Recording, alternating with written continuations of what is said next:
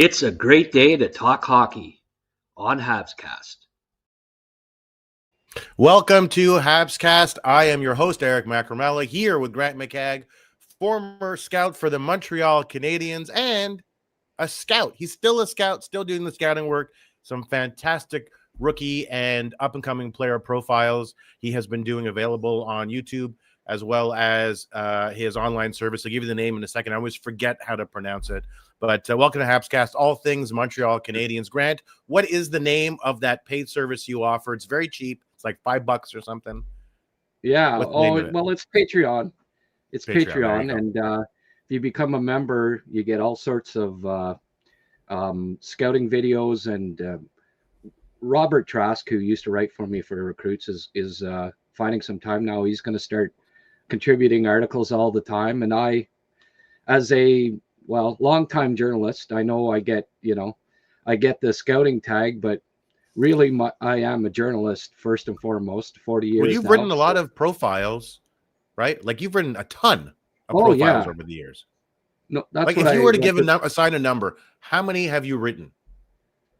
Scouting profiles or whatever? Yeah. Top to bottom. People should know this. It's in the 4 digits, There you go.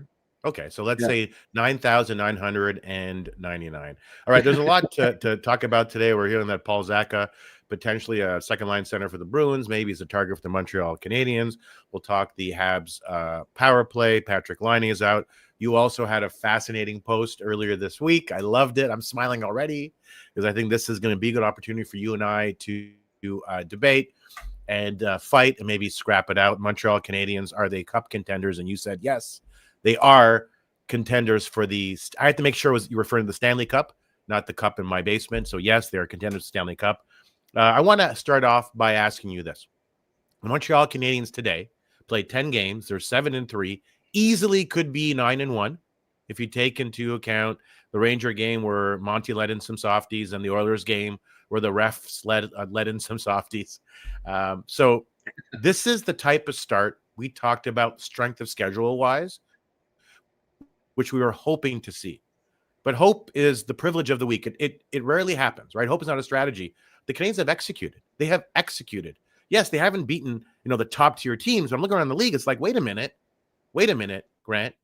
Are the Canadiens one of the top-tier teams? What are your thoughts?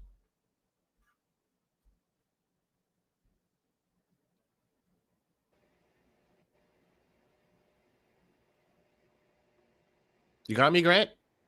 Yeah. Sorry. What did you? I was saying that the Montreal Canadiens have been beating teams that maybe we wouldn't consider to be great teams, but they need to beat those teams to send a message that they're a really good hockey team. So the question I have for you is: the Canadiens have beaten those teams easily, be 9-1. They're 7-3, top of the division after 10 games. Are the Canadiens a top tier team? No. That I'm saying that I think they can win the cup because I think that they're at the bottom. They're bottom tier. I love when you're so sarcastic. It's very attractive quality.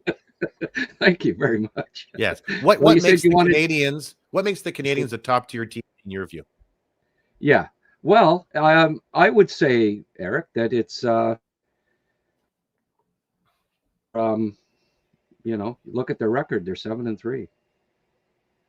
It would be the main reason, but well, no, the record is a reflection of why they're a good team. Why are they winning? Why is it when they're down by 2, they don't press? Why is it when they're down by 2, it's not a big deal? What can the Canadiens do this year they couldn't do last year? Well, I think they have Demidov. That helps. They now have, I think, one of the 5 most skilled teams in the league. And when you have that, you can come back from deficits. You can win games where you're not expected to win. You can dominate the opposition at times, which I think so far this year they have. They've had the better play. I'd say 80% of their games this year. They're now expected. I now expect them to win, and I haven't felt that way about a Canadiens team since, I don't know, 1993. So those are some of the reasons I would say that that the Canadians, that youthful exuberance too, right? They're a young team. They're full of confidence. They know they're skilled, but they're riding momentum and confidence. And when you get a young group of talented athletes working together that are tight knit, that believe in themselves, they can be dangerous. And I think this edition of the Montreal Canadiens is dangerous. They are dangerous, and one of the differences as compared to last year, there are two for me, is the D-core transitions far more effectively and seamlessly, and number two, the Canadiens as a whole will skate you into the ice.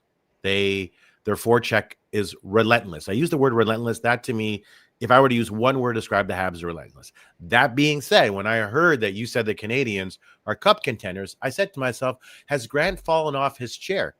Is Grant okay? I'll tell you why I was surprised to hear that. Yeah, I love this team, and I talked about this on this podcast before the season started. I was very excited about the Montreal Canadiens because I was seeing something different: high skill set, speed, as you say, youthful exuberance.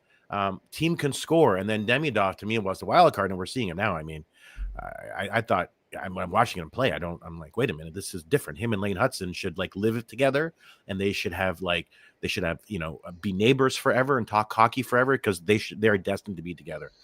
But the issue, I guess, when I heard about you saying the Canadiens can win the cup is the Canadiens are not a fully formed team just yet. Goaltending is an open question. Agreed. Goaltending is an open question. The ability to defend in the playoffs is different than the ability to defend in the regular season. It's an open question as to whether they have that, whether Goulet can even stay healthy. There's an issue with their potentially the secondary scoring. But that to me is less of an issue now. You're seeing Demidov, and I think this power play can be actually a top 3, top 5 power play in the league. But they're not fully formed to me. There are too many questions, I think, in important positions for me to say, yeah, they are Stanley Cup contenders. Why, in your view, are they Stanley Cup contenders? Well, in the East, I don't think there is a fully formed team, one that doesn't have questions, especially with Barkov and Tkachuk out, and Barkov in particular. I think that the East is wide open this year. Toronto losing Marner. They don't have more skill than Montreal. I think it's the other way around now for the first time in forever, too. Agreed. Agreed. I'm not saying that this team, without any changes, is going to be a cup contender, but I think they're going to be at the top of the standings all year, and I believe that they'll be addressing the holes that they have. Okay, now if Monty doesn't pick up his game, they'll pick up another goalie if need be. If they need to add a defenseman, and I think they may, a big, rugged, the last time they went places in the playoffs, they had Edmondson, they had Weber, they had Sherratt, right?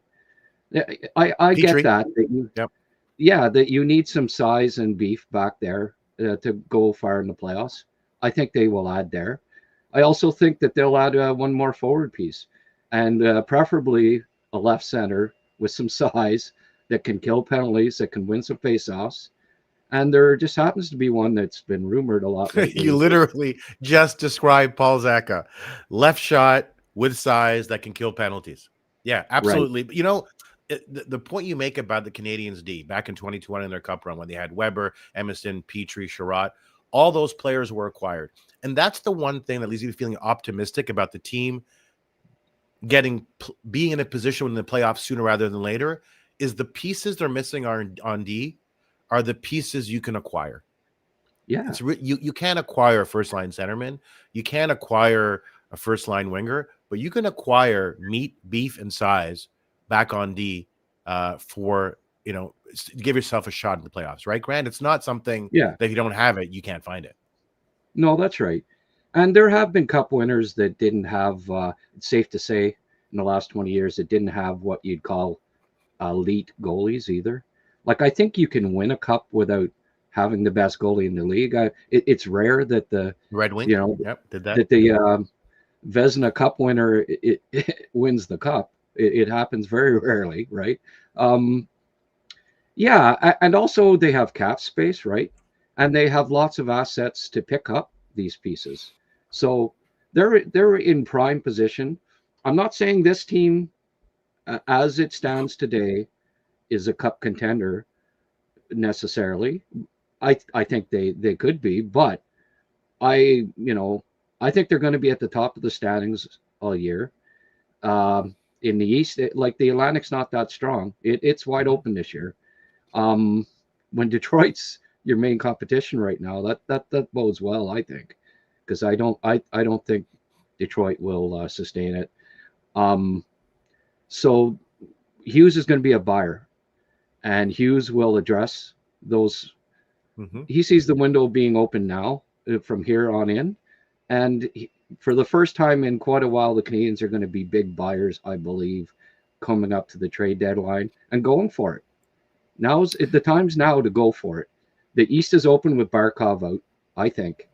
Like Florida going into the year with everybody healthy, you say Florida probably they're coming out of the East again, but without Barkov, that changes. As far as I'm concerned, that changes the whole landscape. And you got to go for it this year now. And I think the Canadiens are primed to do that. And if they do, and I think they will, I see them as legitimate contenders to come out of the East. And then you never know what happens in the Cup final, right? It's not always the team that's favored in the Cup final that wins. Quite often you'll find it's not. By that time, the opponent is pretty beaten up. If you got less injuries than they do, right? They've had some tough series and they're beaten up. Sometimes the team that's the underdog can pull it off. So I'm optimistic that the Canadiens might be Cup contenders this year. He is Grant McCagg. I'm Eric Macramalla. This is Habscast, all things Montreal Canadiens. So if I were to distill it down, I think what I understand you're saying is the Canadiens are positioned to be a Cup contender this season, provided that they acquire a piece or two to make this team more playoff worthy. An interesting thing that you said about goaltending, and I agree with you.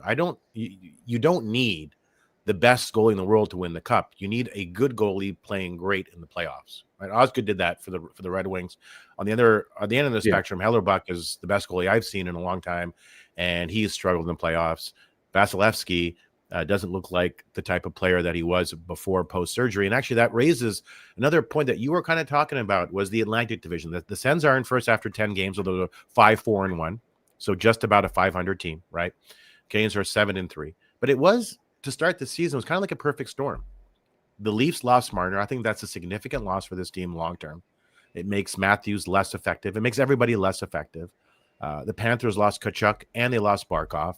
That's a big deal. Vasilevsky for Tampa has not been playing well at all. And I don't know if he's in a position in the short term to return to what he was before. That, the ship on that may have sailed. So it's as if this season things have positioned nicely for the Canadiens. But in my mind, I'm saying to myself, okay, they look really good in the Atlantic Division. In fact, right now I look at the Leafs and the Canadiens as the class of that division for now. It could change. But I look across the league and I'm wondering, do the Canadiens have the bodies to win a Cup right now? I agree with you. I think that they need to add a couple pieces. If they do become Cup contenders, because they're also, in their minds, I think, playing a little bit with house money. There's a little bit less pressure because the expectation is not that they win. At the golf tournament at the beginning of the season, Hughes and Gordon were very, very clear, and they had a very clear strategy not to mention this is a playoff team. They didn't say it once.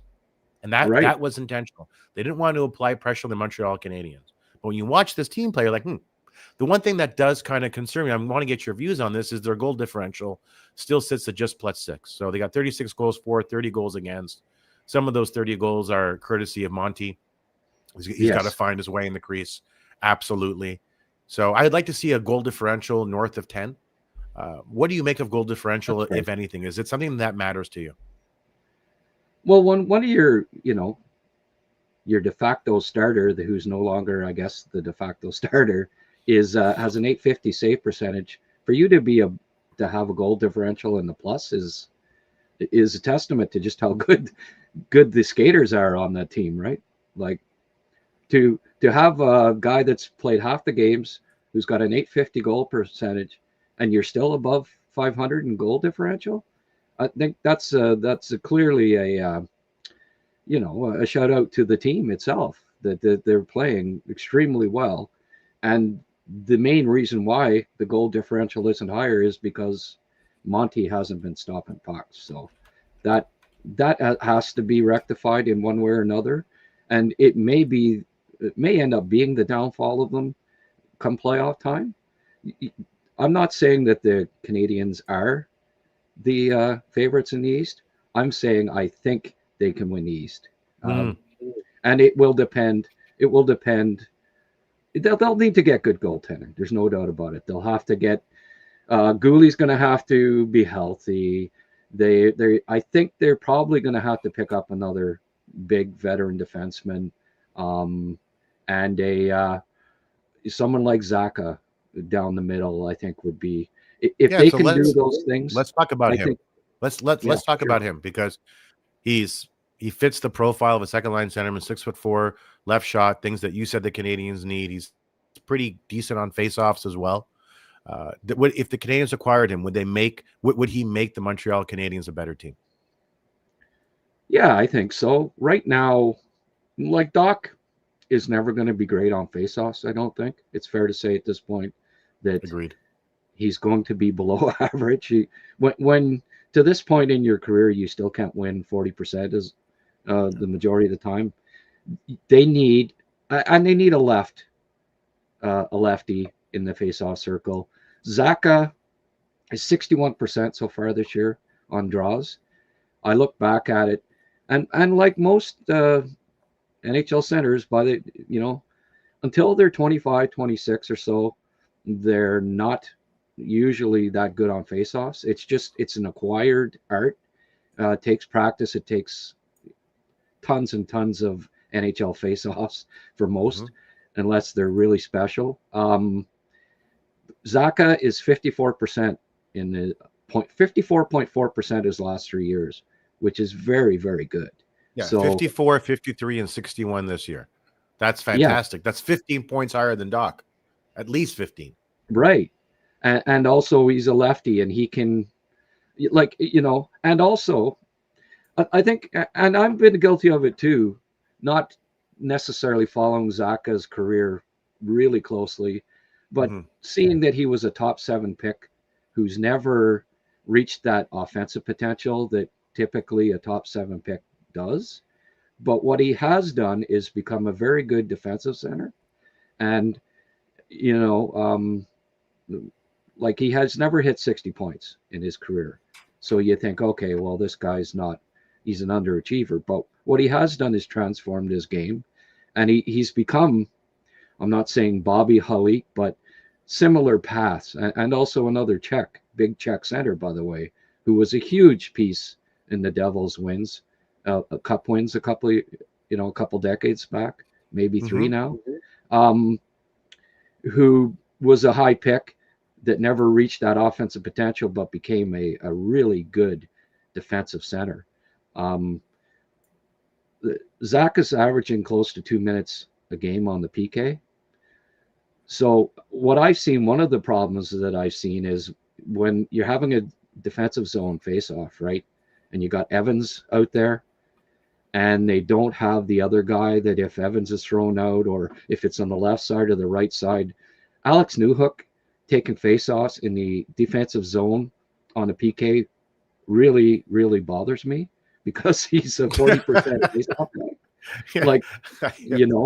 Here's the thing, Grant. Can I be honest with you? Because I've been on the radio for 15 years. I talk a lot of Habs, about a lot of athletes, and I always kind of feel bad when I am not positive about a player, right? But like in the case of Newhook, he seems like a wonderful person, but he's miscast, right? He's miscast as a centerman. Nothing about him to me says I can really play center. Again, wonderful person. I feel bad saying it, but he's miscast, isn't he? Well, I just when they put, I like Kapanen and Newhook as a penalty killing duo, but Kapanen's a rookie. He's up to 49%, and if you look at I think he's going to be an above average faceoff guy. When you're a rookie in the league and you're averaging 49%, that's a good sign, because typically they're not close. They're not. You look at Nick Suzuki, right? His first 4 or 5 years, 40, 43, 45%. It takes time to become an above average faceoff guy. I think Kapanen will be, but he's a rookie. And so they put them out there, and Newhook's taking all these draws in the defensive zone. And it's one of the biggest issues, I think, that needs to be rectified. They need to find the Zacha that can come in and can be out there when it's, when you're taking a draw in your defensive zone on the PK.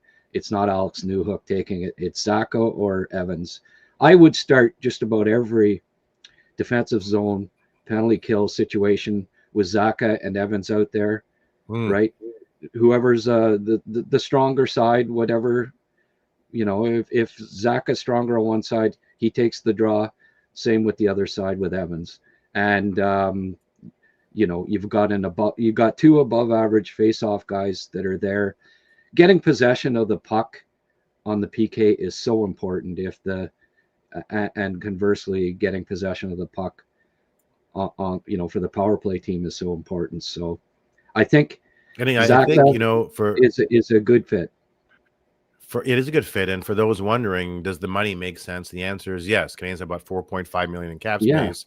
And Zacha's contract, to me, actually strikes me as a low risk proposition. 2 more years at $4.75 million, 28, 29-year-old during those 2 years, effectively in his prime. And if he's playing center, he's learned now what he needs to learn to play center effectively, and he seems to be doing so for the Bruins. I guess the question becomes, Grant, he's not free. If he's traded by the Bruins, he's being traded within the division.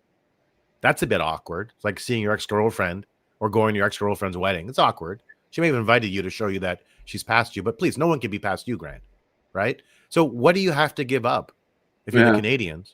You want to get Pavel Zacha. And I've seen comments, and it is, I agree, he's not a physical player. So that's not ideal in that regard, where, geez, it'd be nice to get a center with a bit more sandpaper. But I think a third line of Bolduc, Zacha, and Doc would be very effective. Big, right? Maybe Doc and Zacha aren't, prototypical 6'4" bruisers, but they do bring size. And Doc can be physical. Bolduc is physical, and he's a strong guy. I like the makeup of that line, and I think they would be effective at playoff time, the sum of its parts, right? But funny you were mentioning that, because I got thinking, and I did some research about trades between Boston and Montreal. In the last 60 years, Eric, they've made one trade. Is that right? One trade? Eric Weinrich from Montreal to Boston for Patrik Laine. I think Boston's been a little gun shy since '64. The greatest year ever in the history of the planet, by the way, 1964. Yes, of course. I won't say why. Because it might have been because we were blessed with your presence on the planet. Is that why? Maybe. That might have something to do with it. But also because the Bruins traded Ken Dryden in 1964, and I think they've been gun shy ever since. But with Cam Neely in the front office, I have a hard time. It is the one stickler to this whole let's get Zacha thing. I don't think Cam Neely wants to ever make a trade with the Montreal Canadiens. Yeah, I don't know if Cam Neely knows what's going on, and by the way, when you were born, you turned to the nurse and said that doctor has a huge upside. My name is Grant. I'm going to be a scout. This is what you said. So, hey, you know what? I want to talk to you about Patrik Laine, about his absence from the team. I love Patrik Laine, and I have been a big Laine fan since the Canadiens acquired him. I love what he does on the ice, insofar as the power play goes, at least. Pace of play is an issue. Of course it is. I also love who he is off the ice. He is unapologetic, And to me, off the ice, he's a freaking superhero like because him, he has made himself publicly vulnerable and has been proud to declare to everybody that I'm not perfect and I'm doing the best I can. And that is an incredible model for anybody listening, because a lot of people struggle. As a friend of mine once said, a lot of people are right on the edge, could go either way.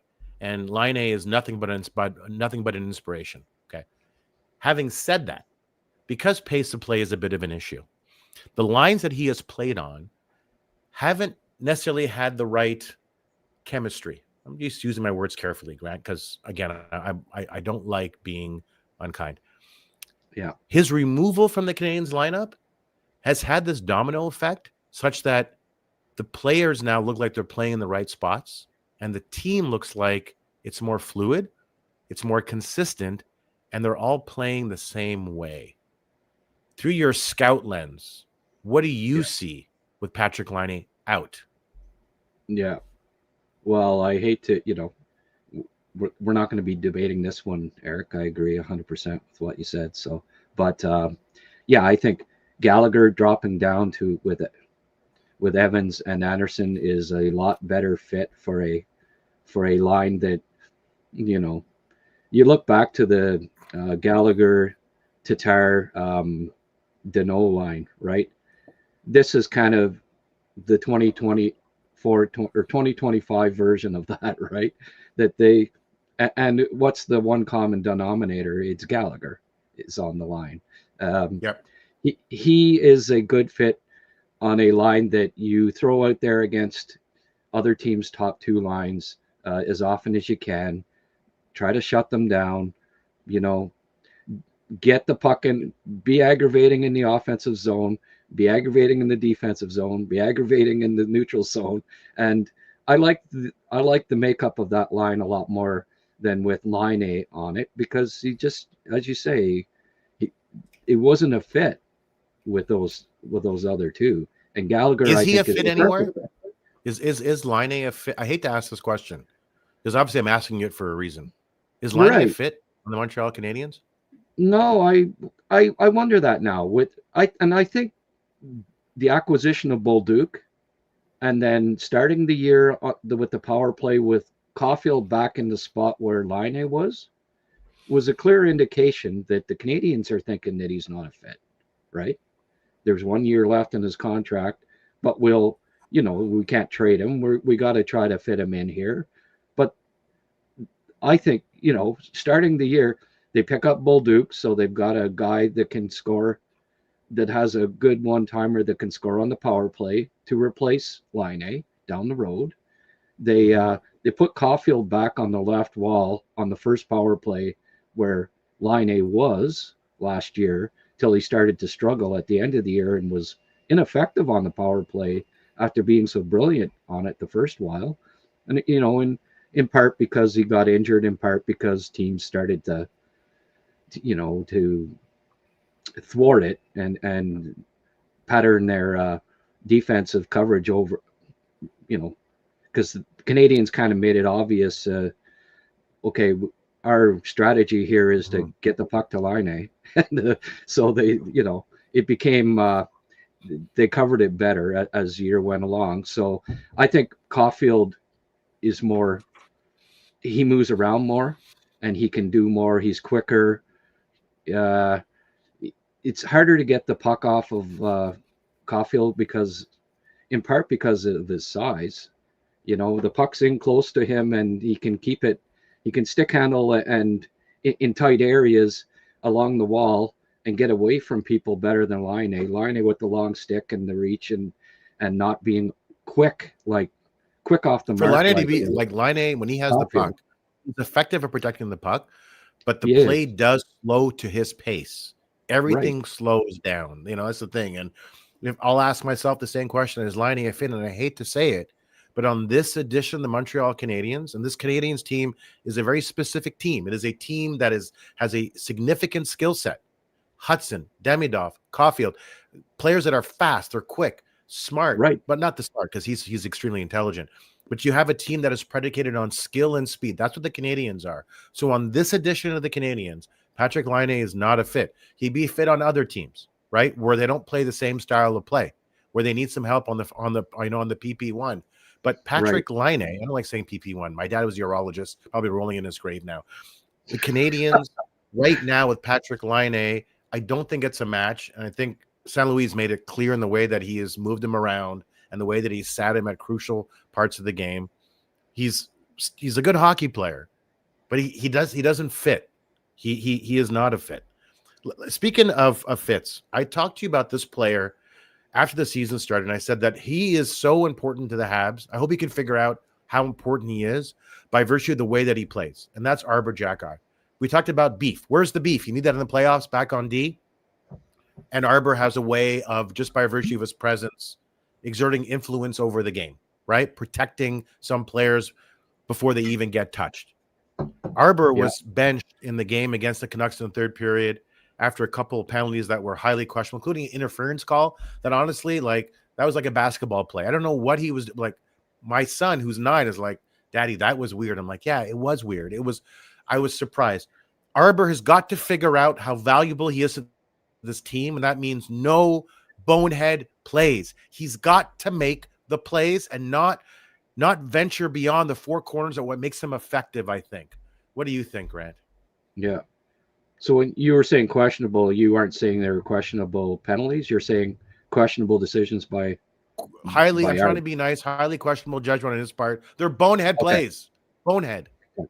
Because they were penalties. Okay. Oh my God. They're penalties at Pee Wee or U11 or U13. Yeah, that's called now. No, just we've been a bit defensive about refereeing Hab fans in general over the past week. So I just wanted my to kid said I never complain about refs ever, and they're right. I don't when I coach or when I watch. But that Oilers game, that was unacceptable. That was complete garbage. That was utter garbage. It cost the Canadians at least 1 point, if not 2. But back to Arber Xhekaj. He's valuable to this team, but he's got to figure out what makes him valuable and stick to that. No? Yeah. No, I want him.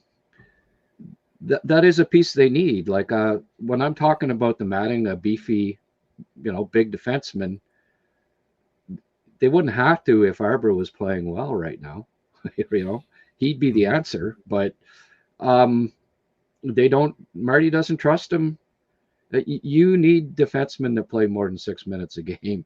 You can't have Matheson playing 28 minutes because you don't trust your 6th defenseman to play more than 6 minutes. So well said. I think Delgaizo probably gets a look tonight. I don't know. Obviously the lineups, it being a late game, we don't know yet, but wouldn't surprise me because Arber only played 6+ minutes. Give Delgaizo a look. I thought he was very effective in the preseason. He's not the ideal replacement for when obviously you would like the defense to be bigger and beefier, but he does play a physical style. He's not tall, but he's a strong physical player. I think he probably draws in tonight to have a look and to see if maybe he can play more than 6 minutes a game for the Canadians on defense right now. He is Grant McCagg. I am Eric Macramalla, and this is Habscast, all things Montreal Canadiens. I want to go some of the comments, Grant, if you don't mind. There was one name that was raised insofar as a potential trade target, and I think it's worth talking about, and that's Bo Horvat, plays center for the Islanders, someone who's been talked about in the past before he was sent over the Islanders. What are your thoughts? I mean, he's their first-line centerman. He's about 30 years old, I think. He's a hell of a hockey player. I'm curious as to what your thoughts on, should the Canadians wait and acquire someone who's maybe more playoff impactful like Bo Horvat over Pavel Zacha? Yeah. Well, I mean, I think 2 years ago I started to say that they could use Bo Horvat, so I'm not going to say, oh no, I don't think they. I think he's been. Last year, I mentioned it more than once. May have even written an article about it in Recruits. So, yes, he would be an ideal addition, I think. the price would be pretty high, but to me, he'd be the perfect. Him or Crosby would be the perfect additions if you had to say, who would you like to get? But Pittsburgh, they're not trading Crosby. The way they're rolling right now, obviously, I think they might still be in the. If Malkin and Crosby keep playing like they are, they can carry Pittsburgh to at least playoff contention the rest of the year, and then they obviously won't trade either of them if they're in the hunt for a playoff spot. So then the target. There are very few that I really like. These names that get tossed out there, but Horvat makes a lot of sense for me. He brings a grit element. I really like his all-around play. I think he would help the Canadians substantially at playoff time. He is a piece that would be perfect. Is he a lefty? He is. He's a left shot, 6'1", but I think plays bigger than his size. Comes in at 225. Yeah. No, that would be a perfect fit. Canadians, Matthew Darche is the new GM there. They have a trade history already, and you see that often in the NHL where teams make multiple deals. Right, the GMs, they get comfortable with each other, they know each other, whatever, and you see multiple deals. Like Colorado's another one that Montreal's made multiple deals with, right? So, Newhook and such. But and Carrier for Nashville too. Like you get trading partners that trade more than once. So Darche has already made the deal, the Dobson deal, right? There's a history there. If the Islanders are out of contention, and I think they need to rebuild. They need, they got the 2 picks from Montreal last year, which signal, like last draft, which signaled to me that Darche gets the memo that, okay, we're not going to contend for 3 or 4 years here. We need to accumulate assets. What team has some of the best young assets outside of the NHL? Montreal. But they're also loaded with a lot of left defensemen. You could dangle a Struble that is young, that could be good for the Islanders down the road. There's guys on the farm. There's guys recently picked, and Montreal has multiple draft picks, lots of draft picks for the next draft. It would all be desirable for the Islanders, so I see a fit there. If they are indeed going to shop Horvat at the trade deadline, I think Montreal is one of the more likely destinations, and I think he would be a perfect addition. Well, I got to tell you, if it seems unlikely the Canadians would be able to acquire Bo Horvat, but if they could, I think it'd be a massive get for this team. I mean, I think they just traded Emil Heineman to the Islanders. Emil's got 5 goals in 8 games. He's playing on the right side of Bo Horvat, so he even knows how good of a centerman he is. But this is a guy who's 30 years old. He is from a financial standpoint, I think this contract's $8.5 million over the next 6 years. It was an 8-year deal, so he is signed long term. The cap hit is significant. The Canadians could make some moves that would get them that cap space for sure, and they would have it next season. Laine with his AAV of $7.8 million is going to be gone. So the cap's going up, so they will have room. I guess for me, the bottom line here, Grant, is when I look at Zacha, I look at Horvat, and the potential for the Canadians to get better. I don't want them, and they're smarter than I am anyway, so they know this. Is I don't want the Montreal Canadiens to start picking up players that make them just a little bit better and eat up cap space. I want to get players that will make you a lot better, like a Dobson, and eat up proportional cap space. But I don't want to start acquiring guys like Zacha if a guy like Horvat is a potential next season, if you know what I mean. I don't want a bunch of second or third line guys. That we can get a top line guy, then let's do, because that's Canadians need. I mean, Horvat would fill a need, wouldn't he? I mean, Grant, my goodness, he would make the Canadians instantly better. And you know what he would do? He'd make the Canadians a cup contender. They would acquire Horvat and some beef on the blue line, and they go to the playoffs looking awfully, awfully good because Crosby isn't coming. Penguins are doing well. Islanders are a 500 team, so it's possible. And I agree with you, that team needs to rebuild. I think right now they're punching above their weight. But, man, Horvat. So what's your view on that? Should the Canadians, do you go in at Zacha at $4.75 million, a reasonable AAV for, over the next 2 years and that's it? Or are you patient and do you try and acquire a real player of consequence? Mm-hmm. That's the that's the dilemma, isn't it?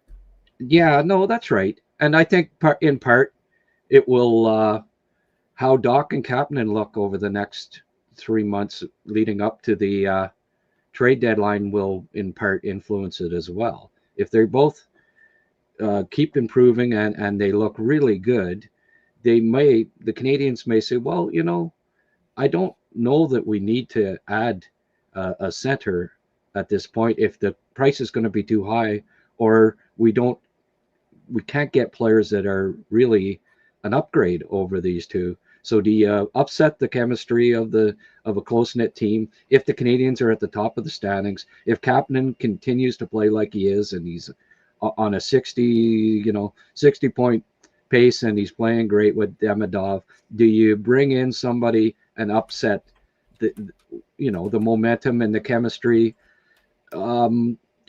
It will be dependent somewhat on that. I don't think they'll be able to trade for a Horvat till the trade deadline.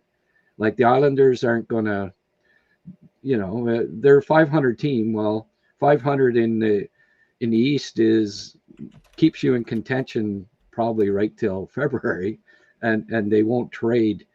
You don't typically see a top two center being traded at this time of year, right? Unless the team is right out of the playoff contention, but they're not at this point. So, yeah, I think make an interesting point. Actually, I want to pick up on that. You talked about upsetting team chemistry because it's clear they're all really close. I mean, Suzuki said him and Caulfield and Slav, they hang out together, and the whole team really seems close. But then I think back to the Dallas Cowboys when he won the Super Bowl. Was it like in '96 or '95, whatever it was? Michael Irving stabbed Everett MacGyver in the neck in the dressing room with a pair of scissors. That was in 1998. I think that's assault. I'm a lawyer. I'll say, yeah, that's assault. And that was a really good football team. Do we sometimes make too much of upsetting team chemistry? Because really, like, winning is the best elixir for team chemistry, isn't it? I mean, if you're winning, then everything seems to be okay. Yeah. Well, I think comparing a football team with, 53-man roster and a lot different personalities than a hockey team that's littered with Canadian and Finnish, and I don't know that I would compare a football team to a hockey team when it comes to chemistry, because you're not going to find 53 football players that are tight knit, I don't think, but maybe I'm wrong with that. But no, you're right, and the demographics of a football team are quite different than they are on a hockey team. I think we would agree. Yeah.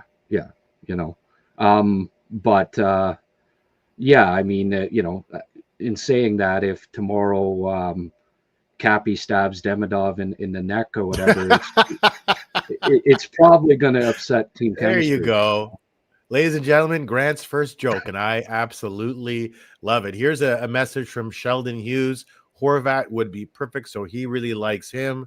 Here is one from Ronan Decidey, something I can't remember. Ryan Bacher, it would cost Ryan Bacher to get Horvat. I don't know if the Canadians are more willing to trade Ryan Bacher at this point, given that he seems to be like Mr. Glass, Samuel L. Jackson's character from that movie with Bruce Willis, right? Where he was, his bones were always breaking if it was windy. But here's one from Pierre Gingras, maybe Gaston's brother. You wait for a Horvat or a Crosby right on point, Eric. This is the way to go. We get a real piece. No need for patching a la Bergevin. And I think that Pierre Gingras, Gaston Gingras' nephew, nailed it. That's exactly what I was thinking. Is just like I'm okay with the Zacha, who's already been traded once. The first round, I think he was drafted 9th or 7th overall, like you were saying. But I'm just like, at this point, give me consequence. Give me a really meaningful piece, like a Dobson. That was insane. I mean, Dobson's pass to Cole Caulfield in the Canucks game was insanity. That's something we haven't seen in a long time. So that's kind of where I'm coming from here. What else do we have here? I don't know that I don't know that they have to get a, I like the top 6. I think the need is for a left center that can help out on faceoffs, that can kill penalties, that can, the third line for me is the question mark right here. As far as the forward lines go, that's what needs to be fixed. And Zacha would fix that for me. And he'd fix the face-off issue. He'd fix the issue with them all being right-handed centers. He would fix the issue of them needing that extra penalty killer out there, and one that's a lefty, and one that can help on the draws. That to me is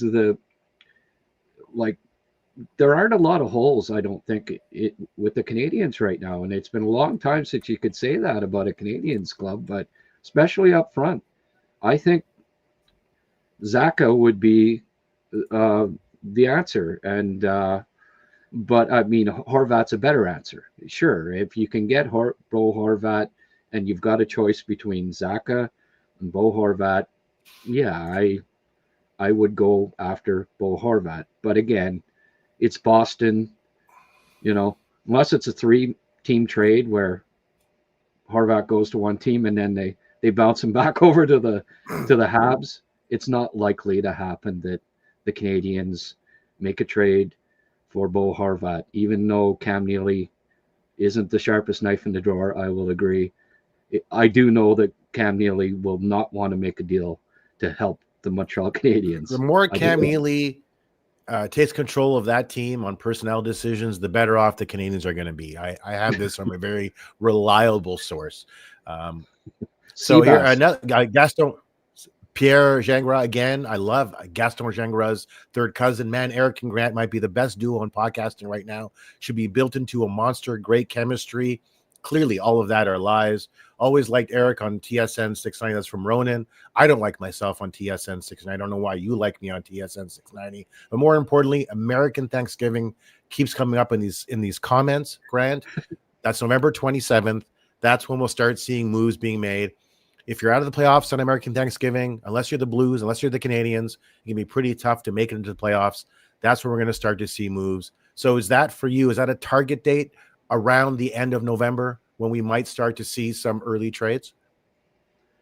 There aren't many as a rule. Yes, that's when teams fall out of the race. And I mean, Montreal obviously was an exception last year.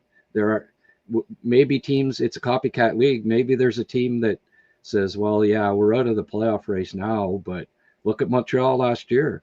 I think I think we have a chance still to make it. So, I don't think every team that's out of the playoff race at Thanksgiving is necessarily going to say, okay, we got to start dealing right now. But you don't typically see a lot of deals before the trade deadline, from December until the end of February. Maybe we'll see, but well,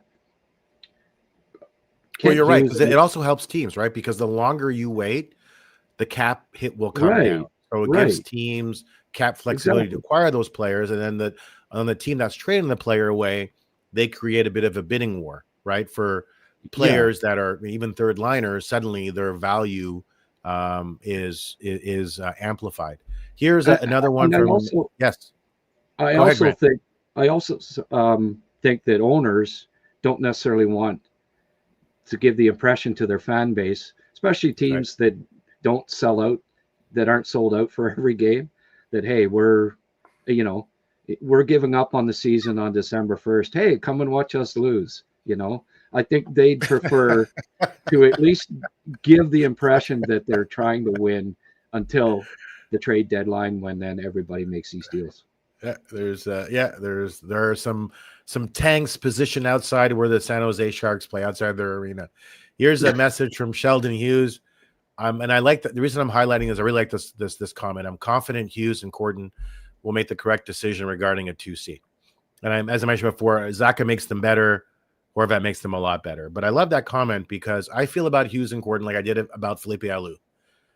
Lou might make some decisions where I go, oh, I'm not really sure about that. But I'm like, well, wait a minute. He's a lot smarter and better at that than I am. So I'm going to defer to Felipe Alou because I want him to adopt me. And I really like my parents.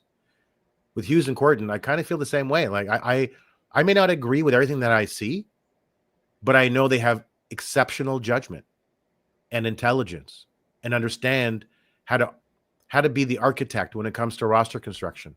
So I look at them and I have complete confidence that when we suggest something, they've already thought about it. They're not stupid, but there are going to be marketplace constraints insofar as acquiring certain players. Salary cap, the incumbent team has certain pressures on it to keep players, all that kind of stuff. But I have confidence in Hughes and Gordon, and that's why they got extended. Not because of me. They got extended because they have done a phenomenal job with this team. It is so hard to rebuild a team within the narrow constraints of the salary cap. It's very hard. Look at the Sabres. They suck. The Red Wings, I don't know. They got off to a nice start, and now suddenly they're like losing lots of games and looking terrible at the same time. But this Canadiens team, oh my goodness. If Gordon and Hughes were financial planners, I would have had them manage my money. Grant, what do you think about Gordon and Hughes? Hugo or Jeff Kent, whatever you want to call it. Yeah, they Molson hit a home run. And I mean, he likes what they've done so much that he finally relinquished the presidency role, president of hockey operations, to Jeff Gordon. It's as good a sign that the big boss is impressed with Gordon and Hughes and Marty St. Louis and all of these decisions. It's, I think maybe the biggest. I've liked the trades. I've liked that they got extra picks. I've liked the vision. I've liked how they built the culture, but maybe more than anything, I've liked the hires up top. Right, Gordon, Bob Roth, Bob Roth, Marty St. Louis, Pascal Vincent. Bergevin didn't make good hires, I didn't think necessarily. He wasn't well surrounded. No, he wasn't. He wasn't that well surrounded, and I think it's important to be well surrounded. It's not. You can't build a great team just one or two people doing it. I think you need a team in the front office, in addition to on the ice. Yeah, and you can't be firing people in between periods like Bergevin and Gauthier did, and with Gordon and Hughes, I think he made such a great point. They are so well surrounded, and they are not intimidated or uncomfortable surrounding themselves with smart people, and that's how you succeed in any business. This organization is a modern response to what the predecessor was like, which was very closed and not as transparent as it needed to be. The lines of communication between the Canadians and the fans have always been wide open.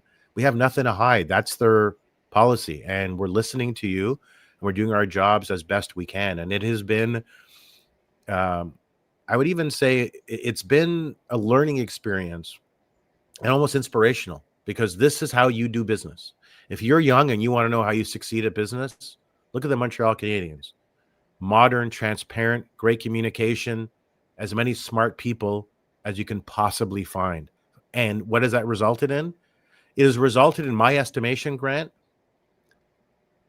in a team in the Montreal Canadiens that is the most exciting team to watch in the league. Lane Hudson, Demidov, Caulfield. This team, Matheson, this team is fun as hell to watch because they are skilled through the roof. Like, this is the kind of team that fans in other markets like, right? Because they're fun. Yeah. No, fun. It's you see it in the Bell Center crowd, right? And who has better fans when the team's exciting? Even when they're not exciting, they're the best fans in the world. So imagine just how crazy it's going to be in the Bell Center come April if the Canadiens are at the top of the standings. We'll have to do our podcast live from the Bell Center on the sidewalk. Oh, the momentum is going to build here too. Like we're building a great community, but imagine by April, Eric, just how, this will be rocking these live shows, and we're already building a great community online here. And I appreciate everybody that comes out to our and contributes to the live chat. We've got some great, just some great comments every live chat. I look forward to it because very intelligent, level-headed comments from top to bottom. And there's not a lot of hate. And usually when I do anything, there tends to be hate. So there's very little hate here, which is great. And love seeing Pierre Gingras, Gaston Gingras' second cousin removed. Well, that's a perfect note to end on here, Grant, as we're almost an hour in. Again, the time flew by. So you're Grant McCagg. I'm Eric Macramalla, and this has been Habscast, all things Montreal Canadiens.